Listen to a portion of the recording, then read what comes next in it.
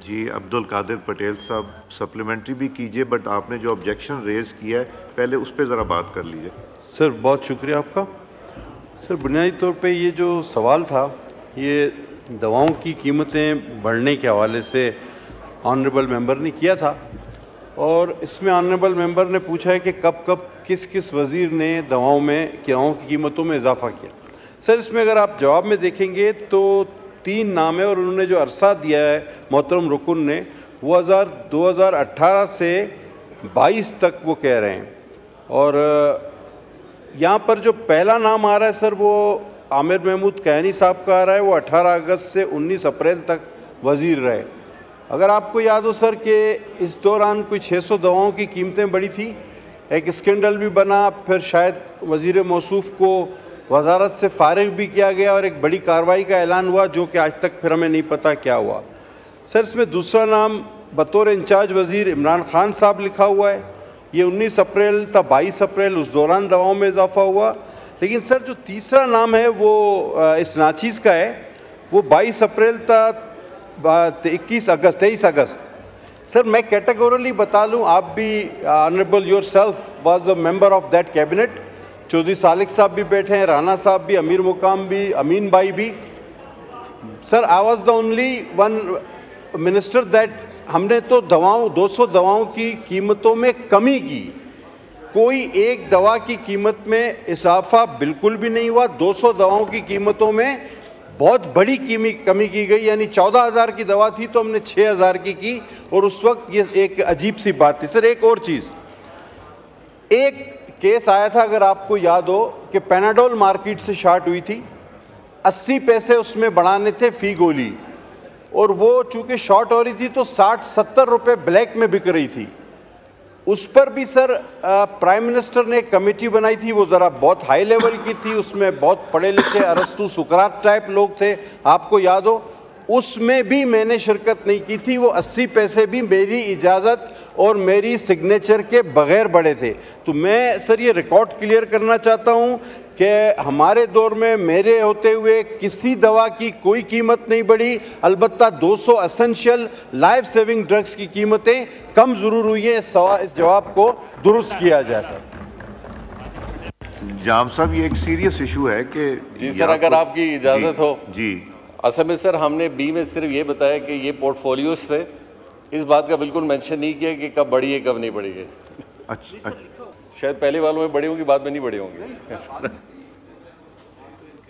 नहीं, इसमें लिखा हुआ है was annually linked with consumer price under the hardship category in accordance with provisions of drug pricing. तो इट इज़ वेरी क्लियर कि this you are not mentioning कि इस पीरियड में हुई थी पटेल साहब की। ये तो बहुत ही उस ज़माने में लड़ा करते थे कि जी इसको मैंने नहीं बढ़ने देना, तो I think he was justified also to raise this issue. ये क्लैरिटी से जवाब आ गया। Shazia Sobia sahiba, supplementary. Thank you sir.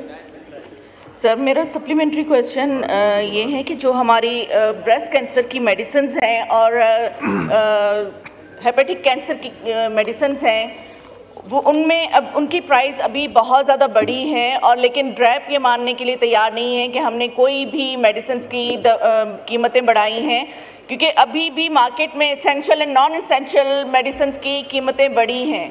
तो क्या ये सच है कि जो कैंसर्स की मेडिसिन्स हैं वो मार्केट में अवेलेबल नहीं हैं, और जो essential and non essential medicines हैं उनकी प्राइसेस में इंक्रीज़ हुआ है? जी जाम कमाल साहब। जी देखिए, ओवरऑल जो रेगुलेटरी फ्रेमवर्क ऑफ टैक्सेशन है उसके मद में जब बहुत सारे, चाहे whether it's drugs any other product and commodity, तो वो ओवरऑल जब बजटरी प्रोविज़न में मनी बिल के बाद GST लागू होता है या बाकी सारे कंपोनेंट्स हैं उसमें इंक्रीज़ आता है, तो it goes all over the component of general sales tax, उसकी वजह से इंक्रीज़ डेफिनेटली आती है एसेंशियल के अंदर एंड नॉन एसेंशियल के अंदर। But at the same time आपने बड़ा स्पेसिफिकली कैंसर रिलेटेड जो सवाल किया है, उसके अंदर ये है कि अंडर द प्रोविज़न बहुत सारी अद्वियात ऐसी हैं कि जो पाकिस्तान में इंपोर्ट होती हैं, और इंपोर्ट ओवरऑल मेकैनिज़म में जो एक टैरिफ लाइंस हैं, और टैरिफ लाइंस के साथ रिलेटेड वो कंपोनेंट्स रॉ मटेरियल्स हैं जो पाकिस्तान में बनती हैं या पाकिस्तान में उसका ओवरऑल मैन्युफैक्चरिंग है, उसके अंदर हम इजाफा देख रहे हैं, but at the same time कुछ पॉलिसी मेकिंग की वजह से प्राइस एस्केलेशन आती है, जिनको ड्रैप के साथ और मिनिस्ट्री ऑफ फाइनेंस के साथ कॉमर्स ने भी देखा है और मिनिस्ट्री ने भी अपनी रिकमेंडेशंस भेजी हैं। But at the same time I would like to say कि कैंसर के अंदर इंडिजिनस जो हमारी प्रोडक्शन है और इंडिजिनस कैपेसिटी है उसके अंदर इन्हांसमेंट में विद इन कुछ इंडस्ट्रीज़ ने वे फॉरवर्ड लिया है, and I am sure with passage of time such all issues will be addressed also.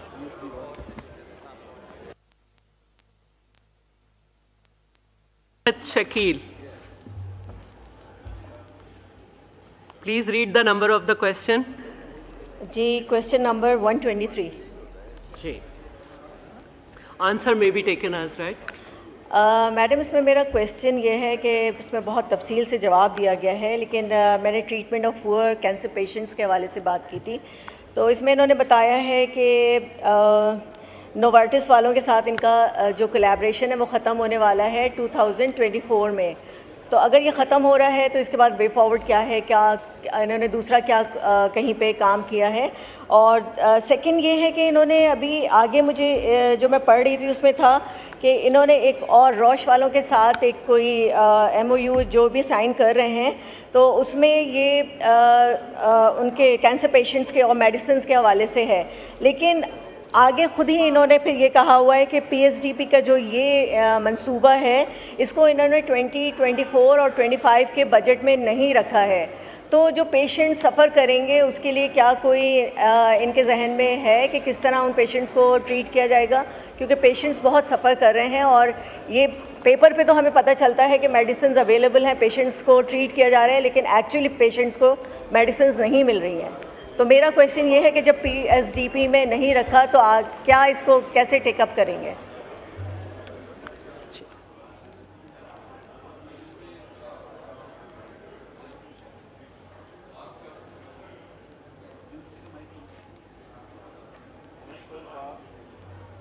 Mic on करें मिनिस्टर साहब का। जी, लास्ट गवर्नमेंट में एक इनिशिएटिव PDM गवर्नमेंट में लिया था गया था फॉर कैंसर इनिशिएटिव, जिस पे I been updated by one of the honourable members also, जिनके पास चार्ज भी था। It was a very good initiative जो PDM गवर्नमेंट में, बल्कि I would like to compliment on the floor Patel sahab कि ये पहली दफ़ा हमने गवर्नमेंट सेक्टर में भी इस इनिशिएटिव को आगे बढ़ाया है, and I think so by the time that will be completed it will not only facilitate the overall requirement which is on the government side, जो कंपैरेटिवली बहुत ही रीजनेबल होता है for all the people who would like to come over there। साथ साथ health PSDP के हवाले से जो ओवरऑल प्लानिंग कमीशन ने जो प्लान बनाया है ऑफ फंडिंग सच प्रोजेक्ट्स, उस प्रोजेक्ट्स के अंदर ओवरऑल विद द प्रोविंसेस कहीं पे शेयरिंग भी होती है, जहां कंपोनेंट ऑफ प्रोविंशियल गवर्नमेंट्स भी हैं, फेडरल भी हैं, but that has been taken up on priority basis, जहां पे essential and required and very urgent level के projects हैं। So that will be initiated and it's already been taken up with planning commission also, and planning commission के साथ इसको ministry ने move भी बहुत सारे ऐसे components को किया हुआ है। At the same time what I would like to say is कि ये सारे कैंसर हॉस्पिटल्स की जो establishment है इसकी ओवरऑल mechanism को देखने के लिए, because it's an extensive and a very critical disease जिसको आप फ़ौरन इनिशिएट नहीं कर सकते, इस पे एक बड़ा रन डाउन भी होता है, एक ओवरऑल रिसर्च, एक डीप रिसर्च भी होती है, जिसके ऊपर से collaboration in with different forums and institutes and even international level पे कंसल्टेंसी ली जाती है। I am definitely sure the ministry is very much focused on this. Yes, limitations do come in with the capital, federal government being limited at the capital level, but at the same level the provinces are also in collaboration with the provinces and federation also, और उनको वहाँ पे initiative इनके साथ भी लिया जा रहा है। डॉक्टर नफीसा शाह। बहुत शुक्रिया स्पीकर साहिबा। देखें, जो ड्रग प्राइसिंग पॉलिसी है इस मुल्क की, कभी भी कोई जामा ड्रग पॉलिसी नहीं आई, और हमारे यहाँ प्रेफरेंस दी जाती है second and third generation medicines को।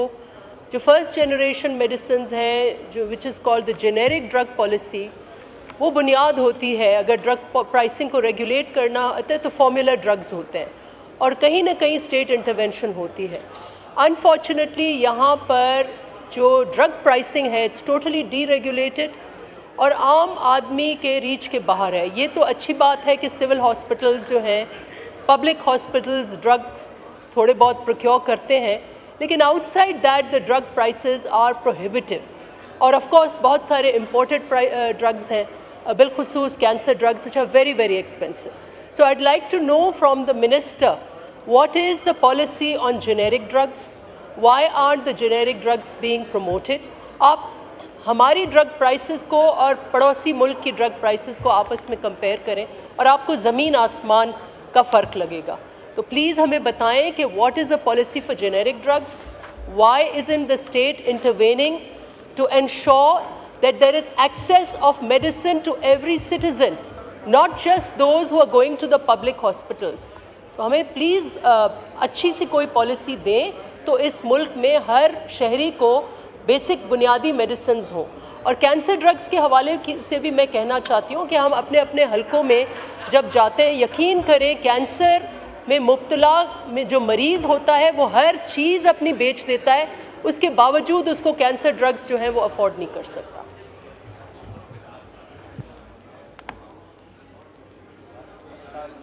जी जी, बस ये रिप्लाई कर दे जी। I can only second, madam, whatever things that you have highlighted. One of the key aspects of जो हमारे overall health care का है, उसमें challenges के साथ साथ ये सिर्फ challenge का मसला नहीं है, but in terms of the efficacy and the new generations and drugs going to like fifth generation and many other aspects, which is definitely an issue.